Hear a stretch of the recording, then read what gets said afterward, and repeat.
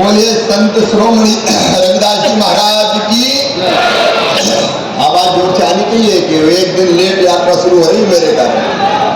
हालात में पच गया। बाद में बहन जी पहले कार्यक्रम हो जाने दो। संत रविदास जी महाराज बोलिए संत श्रोमणी रविदास जी महाराज की। सिंगरौली बैठक की जनता की, भारत माता की। आज हमारे बीच काशी जी से पधारे हुए श्रेष्ठ संत आदरणीय भैयालाल भगत जी, आदरणीय रमाशंकर जी, आदरणीय कन्हैया लाल जी, रमाकांत जी, राम सजीवन जी, प्रेमलाल जी, प्रदेश के अध्यक्ष अनुसूचित जाति मोर्चे के वरिष्ठ नेता, पधारी हुई मेरी बहनों, मेरे भाइयों, बेटे बेटियों, दोनों हाथ जोड़ के आप सबको प्रणाम, आप सबको नमस्कार। सबसे पहले तो मैं क्षमा चाहता हूं, मुझे कल आना था और रात में भी यहीं रुकना था और रात में भी कई लोगों से मिलना था, लेकिन कल वापस हेलीकॉप्टर में आया तो हेलीकॉप्टर खराब हो गया था, वो उड़ नहीं पाया। और इसके बाद से मैं बाई रोड पहले एक आया और उसमें भी माफी मांगी थी कि मैं आना चाहता था, नहीं आ पा रहा हूं। मैं आभारी हूं आप सबका कि आपने ये फैसला किया कि जो यात्रा सिंगरौली से प्रारंभ होनी थी वो कल के बजाय आज जब मैं आऊंगा तब निकलेगी। मैं धन्य हो गया संत रविदास जी के चरणों में प्रणाम करके। सचमुच में अद्भुत संत रविदास जी, संत श्रोमणी संत रविदास जी 1433 की नाग श्री 15 दुखी प्रगटे श्री रविदास, भारतीय संत परंपरा के जो श्रोमणी थे ऐसे संत रविदास जी महाराज। उन्होंने जाति पाति छुआ छात और कुप्रथाओं सबका जमकर विरोध किया। तो सामाजिक सद्भाव, समरसता और समानता की मुखर वाणी थे। जो स्वभाव से परोपकारी थे, दयालु थे, मृदुभाषी थे, वो चर्म शिल्पी थे। लेकिन चर्म शिल्पी अपनी मेहनत से चर्म शिल्पी के रूप में जो कमाते थे वो भी दीनों दुखियों में बांट दिया करते थे। जितना आता था वो सब बांट देते थे। उनके पिताजी ने इसलिए उनको घर से अलग भी किया कि शायद लड़का सुधर जाए, लेकिन संत रविदास जी तो ऐसे परोपकार के लिए ही जन्मे थे। समरसता के ऐसे अग्रदूत। कई पंक्तियां मुझे बचपन से याद है। संत रविदास जी महाराज कहते थे, जैसे चितवत चंद चकोरा, प्रभु जी तुम दीपक हम बाती, जाकी जोत जलत दिन राती, प्रभु जी तुम स्वामी हम दासा, ऐसी भक्ति करत रैदासा। ऐसे थे भक्त रैदास जी, अद्भुत संत। उन्होंने अपने विचार और वाणी से मानवता के कल्याण का मार्ग प्रशस्त किया। उन्होंने कहा मन चंगा तो कठौती में गंगा। मन उत्साह से भरा रहना चाहिए। अगर मन में भगवान और कर्मों में हम ध्यान से लगे रहते हैं तो वो कहते थे भगवान तो तुम्हारे घर में ही तुम्हें दर्शन देंगे। जन्म जात मत पूछिए का जात और पात, रैदास पूछ सब रोके कोई नहीं जात उदार। ऐसे संत रविदास जी महाराज सच में अद्भुत संत, जिन्होंने भारतीय संस्कृति, जीवन मूल्यों और परंपराओं को आगे बढ़ाने का काम किया। आज मैं ये कहते हुए मुझे सचमुच में आनंद और प्रसन्नता है कि हमने तय किया कि संत रविदास जी महाराज 8 फरवरी को मैंने सागर में घोषणा की थी। संत रविदास जी की जयंती के उपलक्ष्य में कार्यक्रम था और उस कार्यक्रम में मैंने घोषणा की थी कि सागर के पास संत रविदास जी महाराज का 102 करोड़ की लागत से भव्य मंदिर बनाया जाएगा, भव्य स्मारक बनाया जाएगा। और आज मंदिर के निर्माण के लिए ये यात्राएं जा रही है। गांव समरसता यात्राएं ये गांव-गांव जाएंगी, अलग जगाएंगी, जागरण का मंत्र फूकेंगी। ये शांति, स्नेह, सद्भाव प्रेम और आत्मीयता का प्रकटीकरण करते हुए ये यात्राएं सागर मंदिर निर्माण के स्थान पर पहुंचेगी।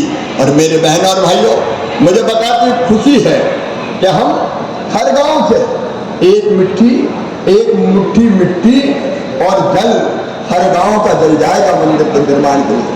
हर गांव की माटी जाएगी, 53,000 गांव से माटी और 315 नदियों का जल लेकर मंदिर निर्माण समरसता यात्राएं 12 अगस्त को सागर पहुंचेगी।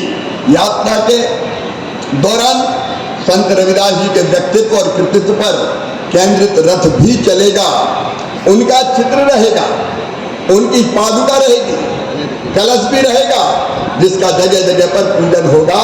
मैं सभी ग्रामवासियों से अपील करता हूं कि आपके गांव में जब ये यात्रा आए तो पादुका पूजन कीजिए, गांव की मिट्टी आप भेंट कीजिए, कलश का भी आप पूजन कीजिए।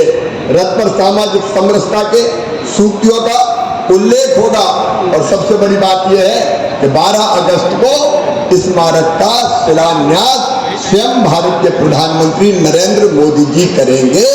12 तारीख को मोदी जी के हाथों शिलान्यास होगा। मैंने आपको जैसे बताया, भव्य स्मारक नागर शैली में बनेगा। संत रविदास जी के दोहे और शिक्षाएं उकेरी जाएगी, उनके व्यक्तित्व और उन्होंने जो काम किया है उसका भी वहां उल्लेख किया जाएगा। इसमें पहली जो गैलरी होगी उसमें महान जीवन को दर्शाने का काम होगा। संत रविदास जी की इंटरप्रिटेशन म्यूजियम बनाएंगे। म्यूजियम की गैलरी में उनके महान जीवन को दर्शाया जाएगा। भक्ति मार्ग और निर्गुण पंथ में जो योगदान है उस योगदान को दिखाया जाएगा। तीसरी गैलरी में संत रविदास जी के दर्शन का और विभिन्न मतों पर प्रभाव और रविदासिया पंथ के विषय में बताया जाएगा। चौथी गैलरी में उनके काव्य, साहित्य और समकालीन विवरण को समर्पित होगी। लाइब्रेरी बनेगी, संगत हाल बनेगा, कुंड बनेगा, स्मारक के समीप जलकुंड का प्रतीक रूप से निर्माण किया जाएगा, भक्त निवास बनेगा, भोजन की व्यवस्था होगी।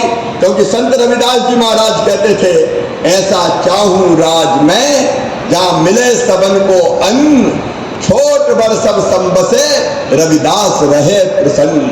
रविदास जी कहते थे, ऐसा राज्य होना चाहिए कि कोई भूखा ना सोए, सबको भोजन मिले, सबको जरूरी जो बुनियादी सुविधाएं हैं वो दी जाए। और मेरा आप सबसे निवेदन है कि दिल्ली में प्रधानमंत्री श्री नरेंद्र मोदी जी भी सबका साथ, सबका विकास और सबके विश्वास के मंत्र पर चल रहे हैं। मिला है सभी को अन्न और इसलिए गरीबों को निःशुल्क राशन वितरण का कार्यक्रम भारतीय जनता पार्टी की सरकार कर रही है। कोई भूखा ना सोए।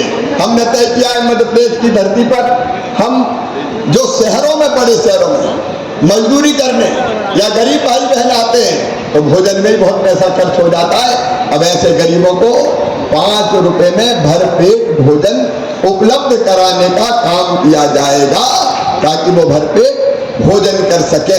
हमने छोटे छोटे दुकानदार जो हुआ करते थे, बैठकी वाले, मैंने पिछले दिनों भोपाल में फैसला किया कि बेचारे 100 रुपया, 200 रुपया, 500 रुपया कमाते हैं और उसी में से नगर निगम, नगर पालिका बहुत से पैसे उनसे वसूल लेती है।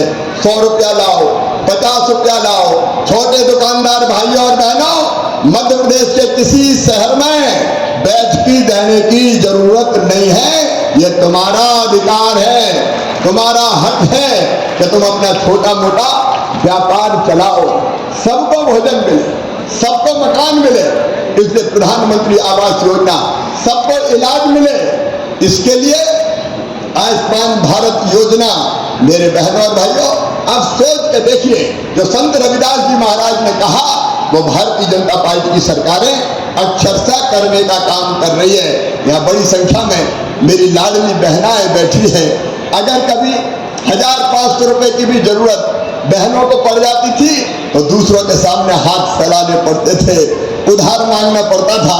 बेटा बेटी को किताब दिलाना है, कपड़े दिलाना है, दवाई लेना है और छोटी मोटी चीज चाहिए तो कई जगह पैसा मांगने जाती थी तो पैसे मिलते नहीं थे। इसलिए मेरी लाडली बहनाओं, हमने तय किया कि मेरी हर गरीब बहन, निम्न मध्यम वर्गीय बहन को हर महीने 1000 रुपया सीधे खाते में डाला जाएगा, ताकि बहनों को हाथ ना फैलाना पड़े, दूसरों से पैसा ना मांगना पड़े। छोटी मोटी जरूरत बहनों की पूरी हो जाए और इस राशि को बढ़ा के धीरे धीरे 250-250 रुपया बढ़ा के 3000 रुपया तक ले जाऊंगा।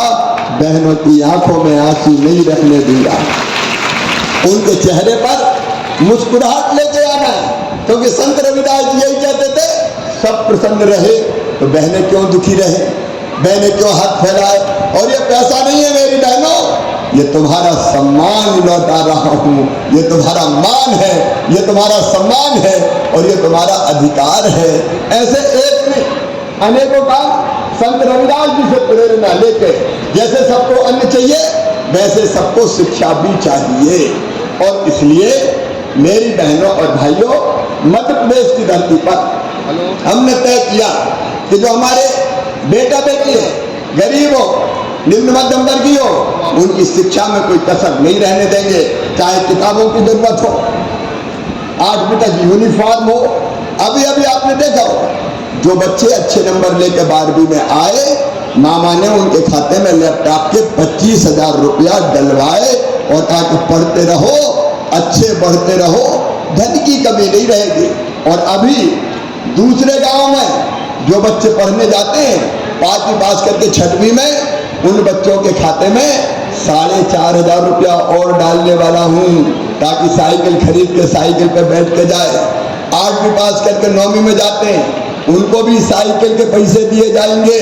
जो बच्चे हमारे अपने अपने 12वीं के स्कूल में पहले नंबर पे आए हैं, चाहे बेटा हो चाहे बेटी हो, एक बेटे को और एक बेटी को मामा स्कूटर और स्कूटी दिलवाएगा, ताकि उस पर बैठ के वो कॉलेज जाने का काम करें।